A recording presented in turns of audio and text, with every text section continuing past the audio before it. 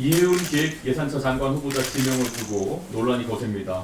이해운 전 의원은 20년간 쌓아온 모든 것을 버리고 결국 강을 건넜습니다. 우리는 그 의미를 직시해야 합니다. 거국 내각은 보통 정권 말기에 레임덕 국면에서 등장하는 유화책입니다. 그런데 이재명 대통령은 정권 초기부터 이런 파격적인 확장 전략을 펼치고 있습니다. 이는 위기감에서 나온 것이 아니라 자신감의 발로입니다. 반면 보수 진영은 그동안 내부 동질성 강화만 외쳐왔고 이제 더 이상 외연 확장이 불가능해졌습니다.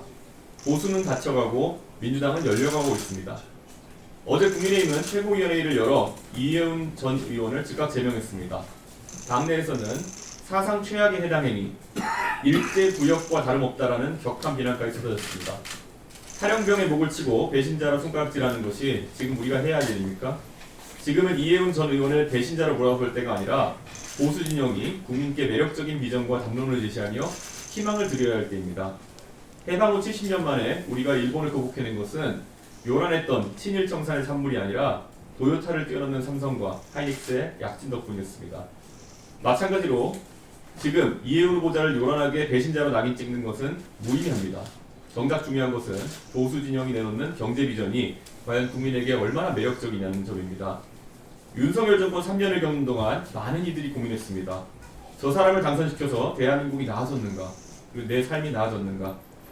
보수 세력이 극우 노선을 걸으며 집권해도 국민의 삶이 나아지지 않으니 결국 사람들은 등을 돌렸습니다.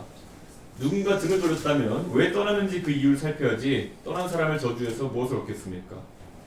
보수 담론이 저급해진 원인은 상대를 감옥에 보내면 문제가 해결된다는 검찰주의적 사고방식에 있습니다. 정책을 놓고 진지하게 고민하지 않으니 결국 상대를 감옥으로 보내는 데만 몰두했고 그것마저 뜻대로 되지 않자 이제 남은 것은 저주뿐입니다. 상대를 감옥에 보낸다고 해서 경제가 살아나고 민생이 나아지겠습니까? 급기야 공식 토론장에는 내놓지도 못할 부정선거 주장을 유튜브에서 붙잡고 부흥회를 열지 않았습니까? 와신 상담이 무엇입니까? 오나라의 왕 부차는 아버지의 원수를 갚겠다며 장작더미 위에서 자며 복수심을 불태웠습니다. 그는 월나라 왕 부천을 무릎 꿇게 하는 데 성공했지만 이내 자만했고 결국 오나라는 망하고 말았습니다. 반면 부천은 패배 후 쓸개를 핫태며 치욕을 되새겼습니다. 그러나 복수심만 쫓지 않고 나라를 부강하게 만들며 인재를 모으고 실력을 빌렸습니다. 윤석열이라는 부차를 이미 겪은 보수 진영이 아직도 복수에만 매몰되어 있습니까? 이제는 우리가 진정 와신 상담해야 될 때가 아닙니까? 보수 진영의 또 다른 문제는 세대 교체에 실패하고 있다는 점입니다. 젊은 세대가 정치 전면에 부상해서 지지층이 변하고 있는데도 기득권층은 역시 1970년대의 언어로 시대착오적인 주장을 반복하고 있습니다. 이런 구태의연한 태도로는 미래를 내다볼 수도 없고 현실은 끝이 보이지 않는 암흑의 터널처럼 느껴질 뿐입니다. 그러니 많은 사람들이 상처받고 평생 쌓아온 것을 내던진 채 화전민처럼 떠돌고 있습니다. 이해운 후보자님께 당부 말씀드립니다. 저는 과거에 다른 장관 후보자에게 본인의 소신과 대통령의 뜻이 충돌하면 대통령의 뜻을 따르라고 조언한 적이 있습니다. 그러나 이해운 후보자에게는 이번만큼은 자신의 소신대로 예산 정책을 힘있게 추진해보라고 주문하고 싶습니다.